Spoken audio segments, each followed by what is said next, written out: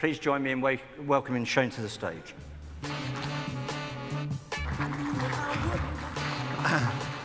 All right, good morning, everybody. So we're going to talk in the next 35 minutes at a very rapid pace because I want to give you as much content that can hopefully inspire some thoughts and reflections over the next 48 hours. So as we jump into this message, you're attending one around tactical processes for sustainable strategy execution. Well, I want to kind of boil that down into some simple words. We're going to talk about three elements: culture, strategy, and systems. Because, ladies and gentlemen, if we can't combine culture, strategy, and systems, in my opinion, we're never going to move our business forward. And that's going to be a message you hear me say over and over again in my 35 minutes. Are you moving the business forward? Right? How does that feel? What does that look like? How does that become the culmination and combination of culture, strategy, and systems? So it's good to be here. This is my 7th year speaking with Executive Platforms. We consider them a great partner. As Peter said, I lead Competitive Solutions. We're headquartered in Raleigh, North Carolina. I've written a number of books, got an office in Atlanta. I will be giving away my latest book, Leading Your Business Forward, at my booth following the session. So if you want to learn more, come see me. Right? And I'm very blessed to work with a whole lot of great companies over the last 28 years, and I'm going to talk about a couple of these with you all this morning. Now, as we think about the combination of culture, strategy, and systems, I think we need to ask ourselves, what's the end game, right? If you combine all those three things together, how do you characterize and explain the end game of what that should look like? And I've got 3 words I want to give you. And if you're taking notes, I'd like you to write these down because these are the words that I want you to reflect on relative to your team and your organization and your culture and your strategy and your systems, because at the end of the day, if we put all that together, what should it give us? Number 1, it should give us a culture, ladies and gentlemen, of connectivity. We should be able to connect people to purpose. But also, we need to connect them in a very simple way. And I hope you leave my session saying to yourself, he kept it simple, because that's the challenge sometimes when I think we come to events like this. It's easy to get overwhelmed. And so when I talk about a culture of connectivity, my definition's simple. It's the capacity of people to know if they're winning or losing. The capacity of people to know if they're winning or losing.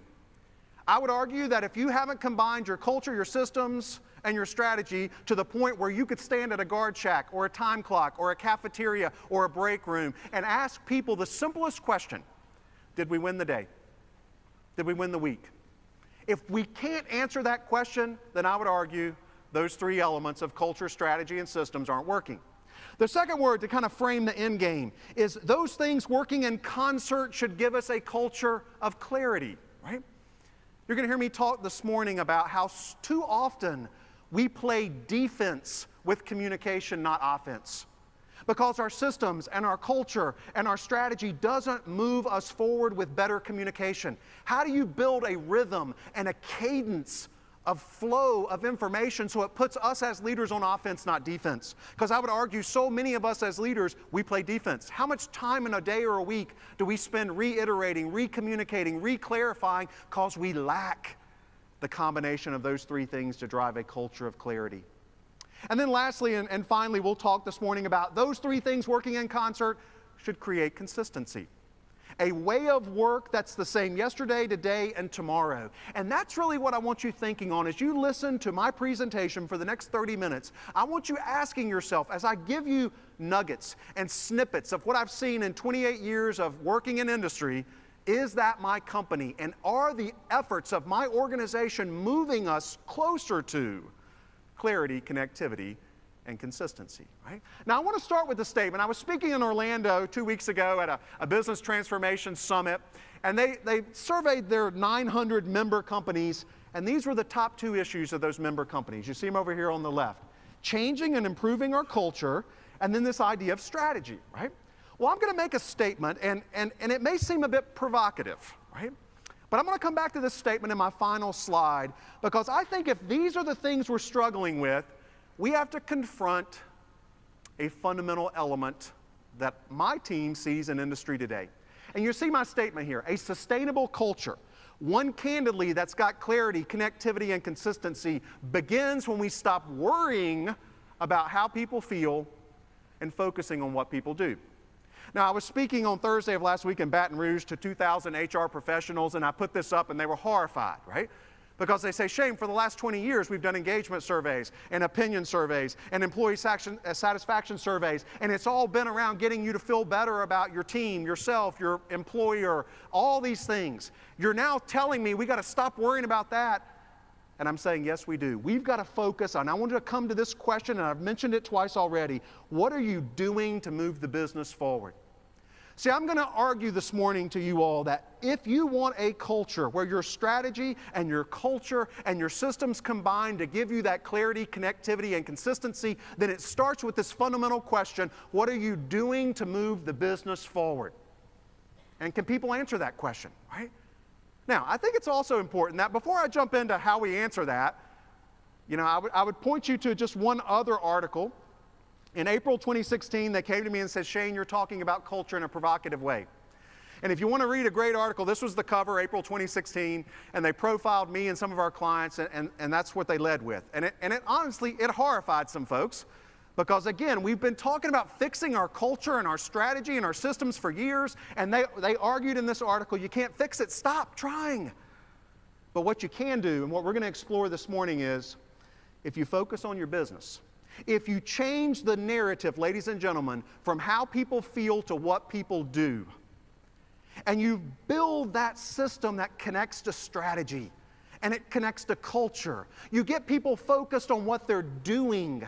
And I will argue at the end of this presentation that when they're focused on what they're doing, and they feel connected, and they have a sense of clarity, and they see consistency, those feelings that we all want to have, they will emerge and they will be sustained.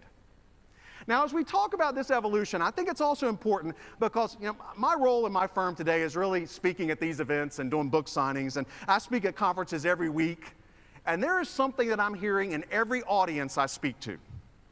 And I want to just walk us through a bit of a timeline here. I look in the audience, and there's not a lot of millennials at this event, right? We got a lot of miles on us, many of us in this room, right? And I want to start this timeline back in 1985 because this is when I entered industry, right? I was set in the Tyson presentation, which I enjoyed. I began my career at Purdue Farms, right? If you've ever worked in a kill plant, and those that have been in meat processing, you know what that is. You can work anywhere. And in 1985, I joined Purdue Farms, and this was what we were doing. I call it the team years. And a lot of you experienced this, right? The logic was, hey, there's something to teams. There's something to getting people to get along. There's something to all these interpersonal surveys and Myers-Briggs and all these things. And there's something to strategy. And a lot of companies, y'all included, probably went in this window of time with this feeling of, and I call it, can we all just get along? And then that evolved to the next phase, which is around the training years or the acronym years, right? Now, I could have filled up a whole slide with acronyms, right? And the logic of this was, and maybe you're one of these companies, a lot of us were, where we said, we taught you how to be a team, now it's time to amp up what you're doing, right? Now we got to introduce tools. Now we got to do all this training. And these are just a few of the most common ones that I've seen, right? And so we said, hey, be a team, here's some tools, but then we hit the next phase, right? The next phase was survival. We hit those recessions. And all the training kind of went by the wayside. The only initiative that really came out of this window of time was zero-based budgeting because it was all about survival, right? And that brings us to what I'm hearing today, right? I call it the saturation years. Maybe what I'm getting ready to articulate describes your organization. Let me describe it to you, right? Here's what I'm hearing as I speak at these events. We're overwhelmed. Forget strategy, right? Strategy infers that I think about tomorrow. The reality of many organizations is I can't even get done what I've got to do today, right? So strategy to me is abstract and it's elusive because I'm overwhelmed. We are meeting ourselves to death, ladies and gentlemen, right? I do not have enough time in this seminar to talk about how passionately I feel about this, but we're in meeting mania, right? We are meeting ourselves to death, and if you're one of those leaders that you look at your outlook or you look at whatever way you manage your time and you say in your inside voice, how am I going to get any, what, fill it in, work done, right? Because I'm in meetings from the moment I walk in to the moment I leave, this is you. We're micro-reporting of data. Now, again, an editorial. There's a lot of folks in that trade show hall, just like they were last week when I was in Chicago at another event, just like this, at another Westin down the street. And everybody's talking about data, and everybody's talking about digitization, and everybody's talking about all the way we can mine more information. You're going to hear me articulate this morning, it's not about the data. If you haven't built your system of use, that data means nothing. You're overwhelming the organization with more charts and graphs, and unfortunately that's what we're having. There are hidden factories of people generating charts and graphs in your organization right now, and no one will ever use that information because we've not built a system of use that's meaningful. Let's talk about these last couple real quickly. Let's talk about you as a leader. See, I think there's a false positive. A lot of people don't like to talk about this, but I think there's a false positive with teams. I call it teams powered by selective engagement. Our data says this: in a team of 15 people, you can typically validate 4 to 5 as engaged. And from those 4 to 5 that are engaged, you then have a disparity of folks falling out to no engagement at all, but it creates a false positive of performance because I can lean on those 4. I can engage those 4. In fact, I would argue that many of y'all can probably think about those people or that person because it's who you left in charge to be in Chicago the next 2 days. Do you have a false positive around teamwork? Are you a leader that uses the 3 Ps? Right? Now, I want to just challenge you for a second. It's because of this evolution a lot of us live through that we've become leaders driven by the 3 Ps. Let me articulate this, right? Proximity, persuasion, position. I'd ask you to, as you're listening to me describe this, the question I'm asking you to reflect on is, what's powering performance in my organization today, my team today? I would argue that many of us in this room, we learned how to drive performance using the 3 Ps: proximity, persuasion, position. Next week, I'm going to be touring a large manufacturing facility with the North American leadership team. I'm going to fly into St. Paul. We're going to get in a bus. We're going to drive out to this factory, right? Now, this would be an awesome trip. I do these all the time if it was a surprise. It's not a surprise, right? They know we're coming. We're going to be there next Wednesday from 8:30 in the morning until 12:30, right? Not that y'all would ever do this, right? But if you were that plant that we're going to visit, what do you think's happening in those 4 walls over the next 5 to 6 days in preparation for that visit? A lot, right? I mean, suddenly we're getting all serious about 5S, all the bulletin boards get updated, all the grass gets mowed, everything looks good. They know we're going to want to take a tour. So the first question they said, well, what crew is working? Because every place I've ever been has a crazy crew, right? So you say like a silent prayer that it's not crew 5 because they'll say stuff that gets everybody in trouble, right? And so they're going to vet this whole tour that'll be safe and benign. They're going to vet a PowerPoint deck that'll be safe and benign. They're going to vet all this stuff so the time we're there looks great. But I also know as soon as we get in the bus to go back to Minneapolis to catch the flight out of there, there will be a collective what? A sigh of relief. Because what drove the performance, ladies and gentlemen, was the physical proximity of those leaders to that organization. And listen, you don't have to be a senior executive to do this. I see this all the time with frontline supervisors. I would ask you, when you get back to work, ask the question I said when I began talking. Are you winning or losing? I was touring a packaging facility outside Kansas City a couple of months ago. And listen, that facility had every one of those initiatives you see on that screen. In fact, looking into that, you'd say, wow, they got all kinds of cool stuff.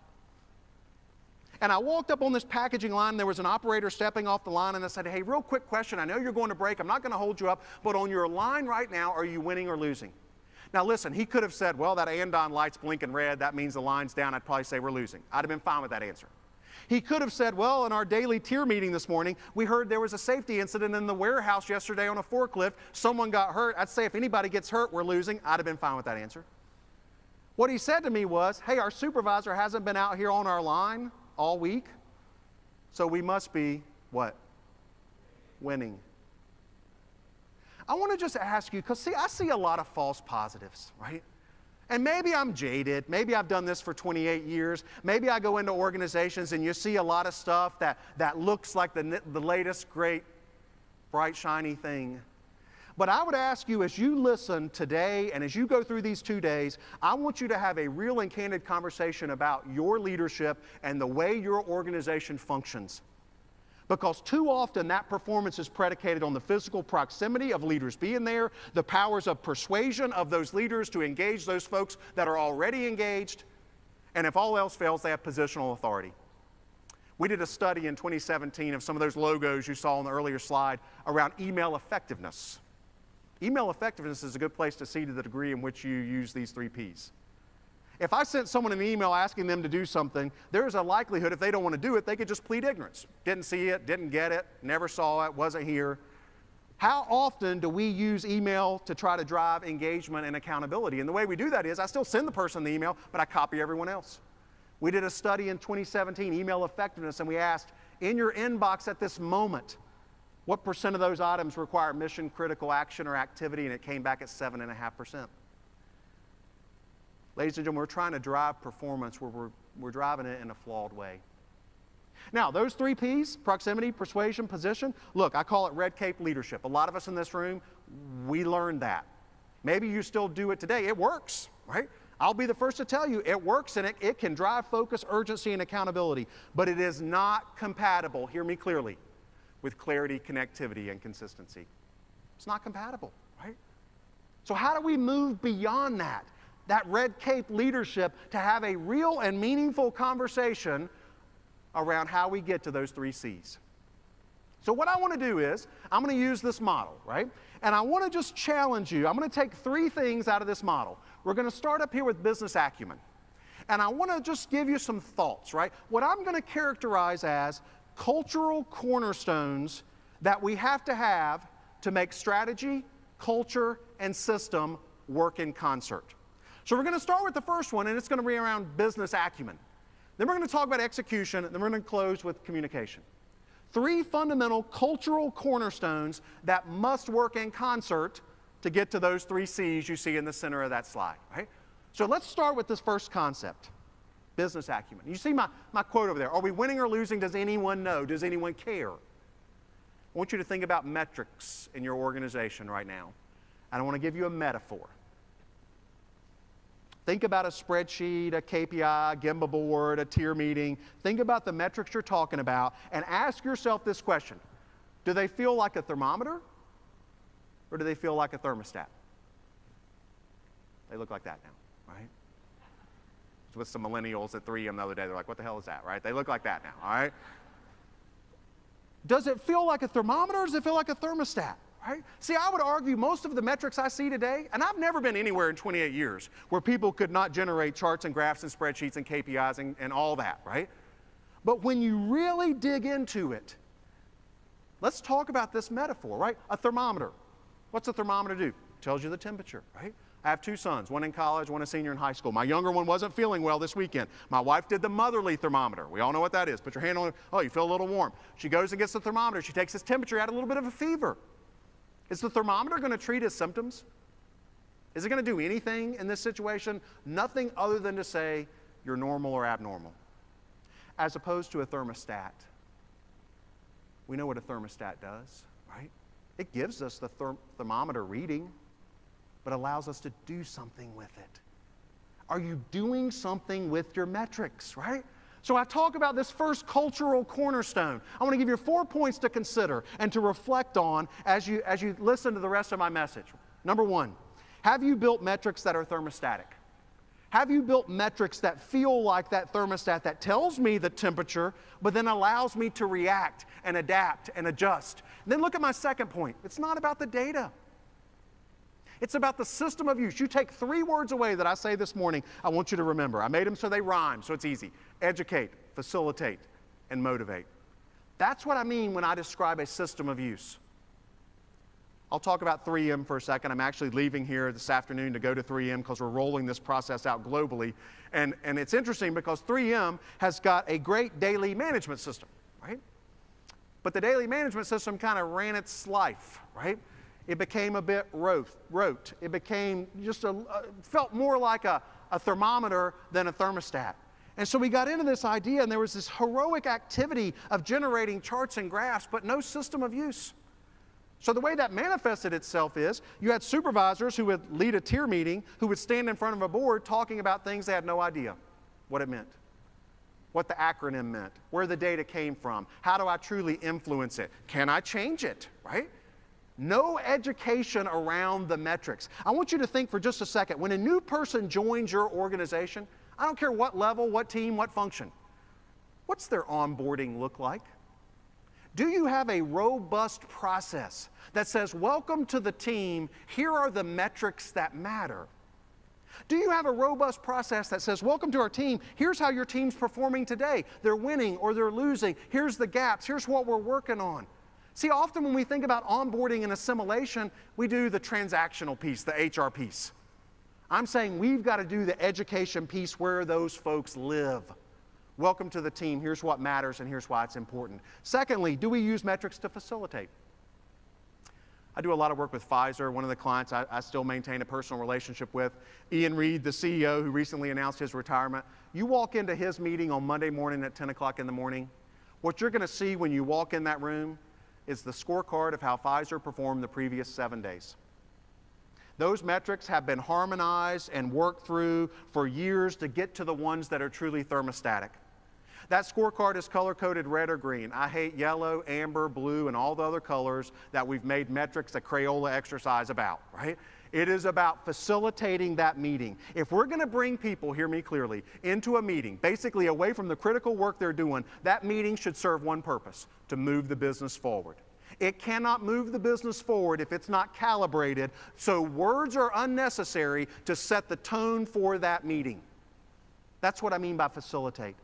On Monday, because they run our application, they run our scorecard software, I know that of the 19 metrics that they use to run Pfizer, now Pfizer, $53 billion company, 92,000 employees.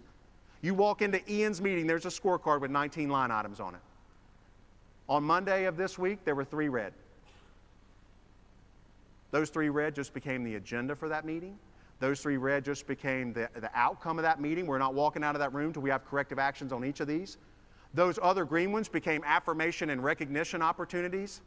And guess what? Once we got through that, the meeting's over.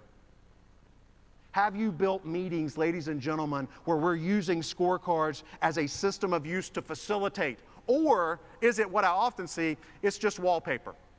We plaster tier boards, we plaster bulletin boards, now we've got flat screen monitors that scroll information, and it's just advertising.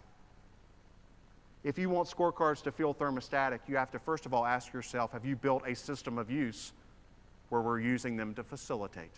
Are we communicating them? Are we advertising them? And then lastly, let's talk about the system of use of motivation.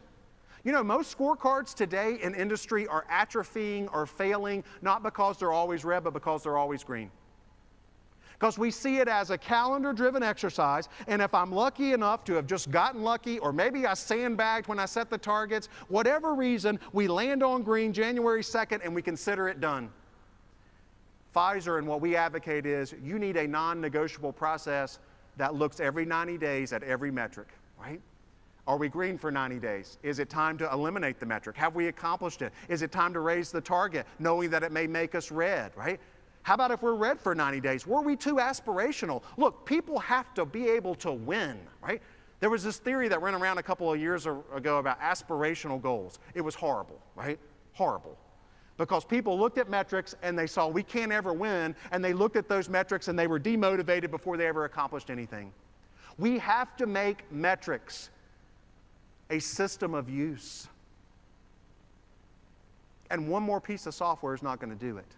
You need to sit down as an organization like Pfizer and 3M are trying to do today and say, before we talk about one more report, how are we going to use this data? So we can get to a single source of truth and we can answer the question of, are we winning or losing? I mean that literally, ladies and gentlemen. I mean literally being able to stand at the end of a week, like I get to do with Pfizer.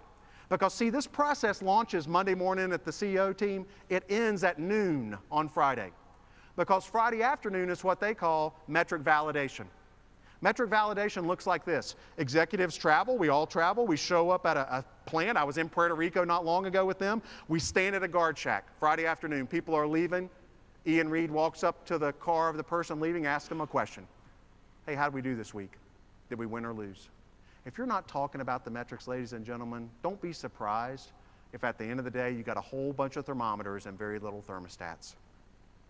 Second point I want to touch on real quickly. Let's go to this accountability element. Remember my first slide. It's about what people do, not how they feel. Well, let's build on that for a second, right? You see my comment here. What I've seen in 27, almost 28 years is we love to talk about accountability, but we like to blend it with other words, right? Empowerment, ownership, responsibility, involvement, right? And we take what I believe is a very clear concept and we water it down so people feel better about it.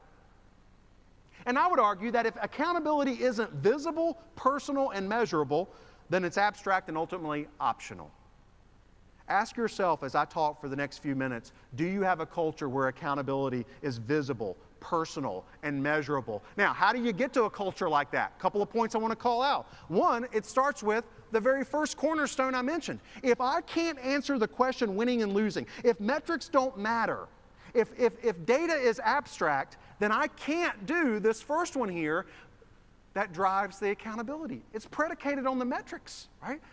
Secondly, what are you doing to move the business forward? I would love you to remember that theme because that's where we got to move to. Not about how you feel about the business. What are you doing to move the business forward? And we've got to bolt on to our metrics a very robust, what I call an action register. Now, a lot of y'all in this room, you use action registers, action items, action lists, but the problem is you've relegated it to a meeting tool. It lives and dies in your meetings. We've got to elevate action lists, action items, that thinking, that logic, to say that's the thermostatic element that we've got to couple to our metrics. Because if you don't couple that robustly and clearly and visibly to your metrics, those metrics are not going to matter, right? And if we do that, we build a performance management system that I'm going to show you in just a second that actually begins to measure engagement, right? What's that look like?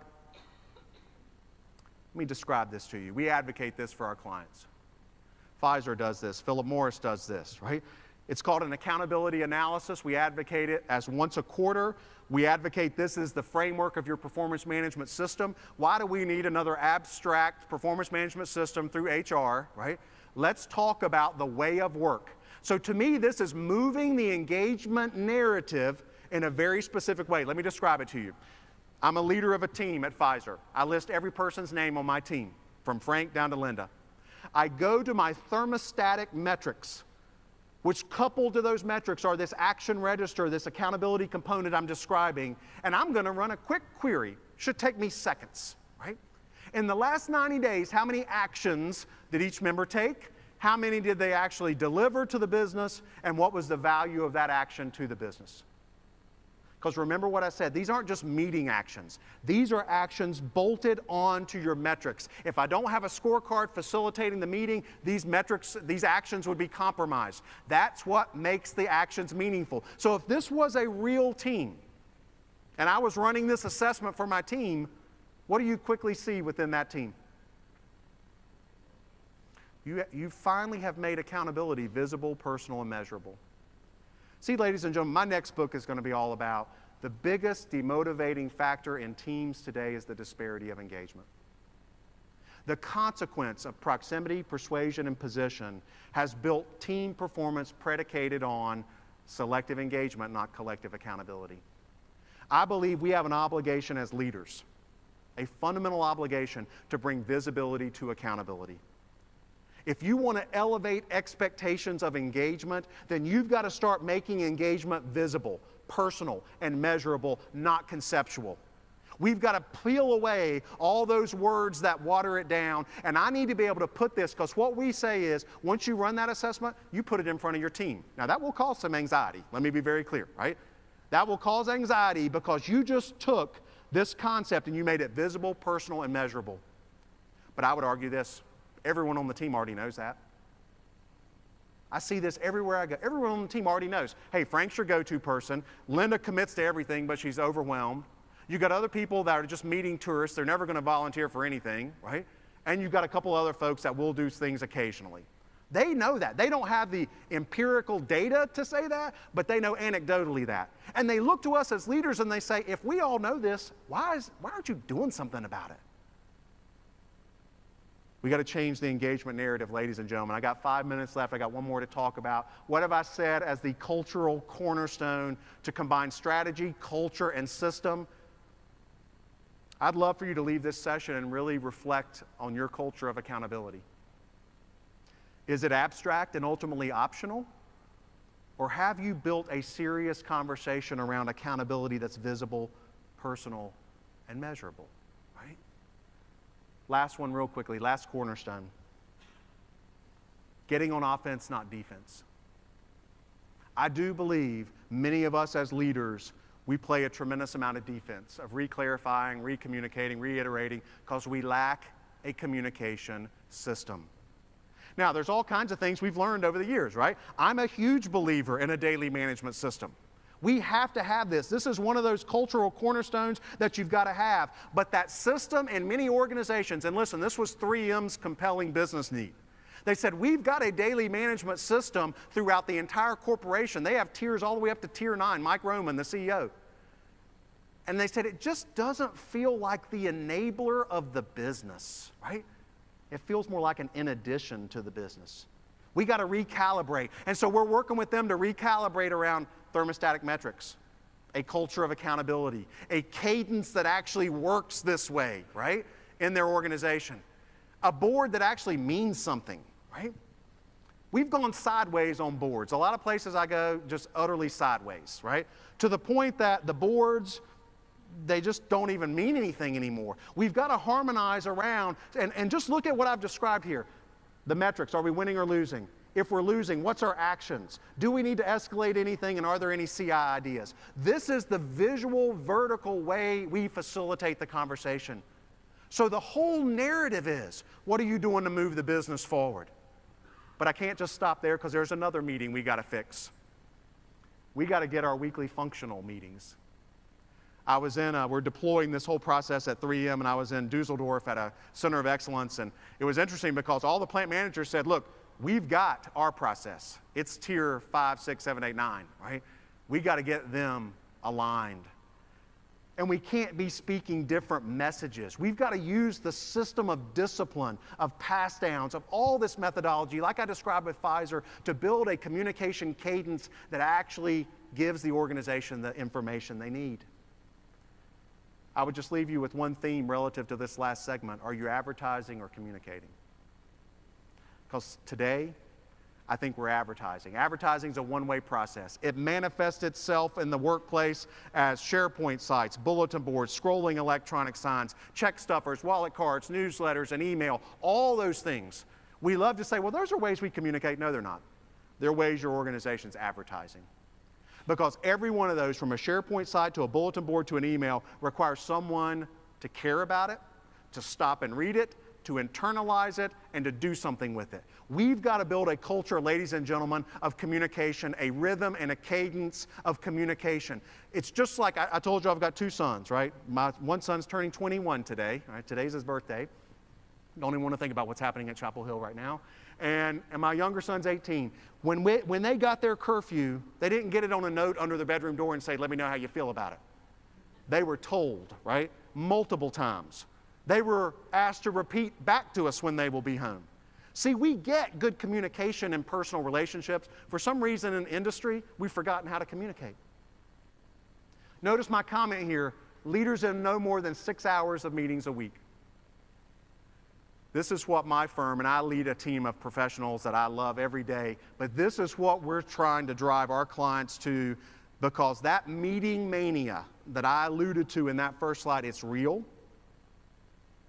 And I believe through systems connected to culture, connected to good strategy, we can begin an exercise of deconstructing to reconstruct. Some of y'all look at that and say, I'm in 6 hours of meetings a day, right? You're saying I can get to a week? Yes, I am. When we start building thermostatic metrics that facilitate the meetings, when we start making accountability visible, personal, and measurable, when we build a cadence that is designed for one purpose, to move the business forward, then you can begin to have a conversation about why are we in this meeting? Where did this meeting come from? Did this meeting move the business forward? In fact, I'll give you a takeaway, right? When you get back to work on Friday or Monday, whenever you go back, at the end of every meeting, ask this question. Did the time we just spent in this meeting, did it move our business forward? See, that's changing the narrative that I believe we need to start to do. So let me come back to where I began, because I've got 30 seconds left. This was the slide I showed you when I began talking. A sustainable culture begins when we stop worrying about how people feel and focusing on what people do. But if you've listened intently to what I've described, here's really what I'm saying, right? What I'm saying is this: through the act of creating these non-negotiable cultural cornerstones, that act of doing, right? Being part of the business, connecting to the business, feeling part of the communication process, seeing a consistent way of work, it becomes visible, it becomes personal. It's not abstract anymore. I see my role and my place and my connectivity to this. And then I've seen this so many times, ladies and gentlemen. And in the act of doing, guess what emerges? I begin to feel good about myself, my team, my supervisor, my company, my future. See, I think we need to change the narrative. And it starts by asking yourself, what kind of leader are you? 3P or 3C? And if you want to be that 3C leader, then I think it's imperative that you begin to think about the cultural cornerstones in your organization, right? Have you built, at the end of the day, the connectivity of culture, system, and strategy so that it's giving you, one, connectivity, the capacity of people to know if they're winning or losing. Two, a rhythm and a cadence of communication that actually moves the business forward. And three, a way of work not dependent on your personality, not dependent on your proximity, your powers of persuasion, or your positional authority, but rather a way of work that's durable and authentic and sustainable. That's our obligation as leaders to our organization. I would love to, if you want a copy of my book or you want that HBR article I talked to, come by our booth, talk to us. I think we're booth 37. I've actually got to fly this afternoon to 3M because we're doing a global rollout of this at the next plant in New Ulm, Minnesota, wherever that is, right? And so I've got to get there, but I'll be here for a couple of hours, and I would love to talk to you all at our booth if you got any questions on this. Thank you for choosing my session. Have a great day.